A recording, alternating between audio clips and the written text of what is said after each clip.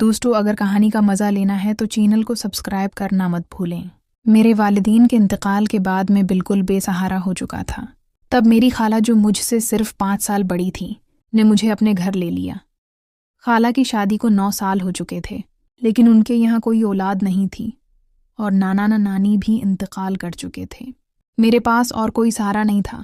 خالو میرے ساتھ سخت رویہ رکھتے تھے اور چاہتے تھے کہ میرا چچا مجھے سنبھالے، مگر خالہ نے جدوجہد کر کے مجھے اپنے ساتھ رکھا۔ گھر چھوٹا تھا، مجھے ایک الگ چھوٹا سا کمرہ دیا گیا۔ خالہ کا رویہ آہستہ آہستہ بدلنے لگا۔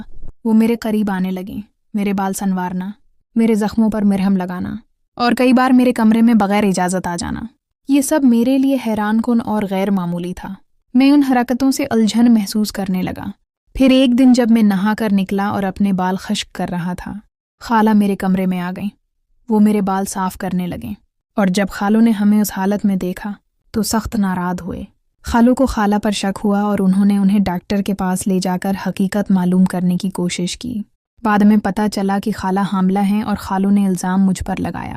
حالانکہ میں نے خالہ کو ہمیشہ ماں سمجھا، بالکل ویسے ہی سمجھا تھا۔ اس موقع پر خالو نے انکشاف کیا کہ خالہ میری سگی خالہ نہیں بلکہ میری والدہ کی چچی کی بیٹی ہیں، جنہیں میرے نانا نانی نے بیٹی کی طرح پالا تھا۔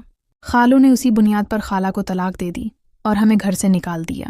میں خالہ کو اپنے والدین کے خالی گھر لے آیا، جسے پہلے کرائے پر دیا گیا تھا۔ کچھ عرصے بعد خالہ نے بیٹی کو جنم دیا اور DNA ٹیسٹ سے ثابت ہو گیا کہ بچی خالو کی ہی ہے۔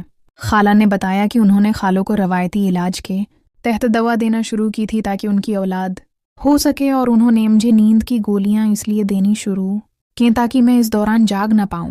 لے لو، جنہوں نے طلاق کی شرط بچے کی غیر موجودگی پر رکھی تھی، اب وہ خالہ کو واپس لینے کو تیار ہو گئے ہیں، لیکن میں نے فیصلہ کیا کہ میں ان کے ساتھ نہیں جاؤں گا، کیونکہ میں یہ سب کچھ سہنے کے بعد اپنے قدموں پر کھڑا ہونا چاہتا ہوں۔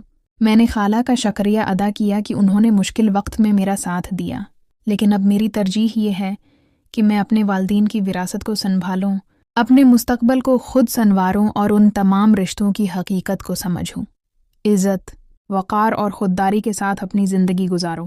دوستو اگر کہانی پسند آئی ہو تو ویڈیو کو لائک کریں اور چینل کو سبسکرائب کرنا مت بھولیں۔ شکریہ۔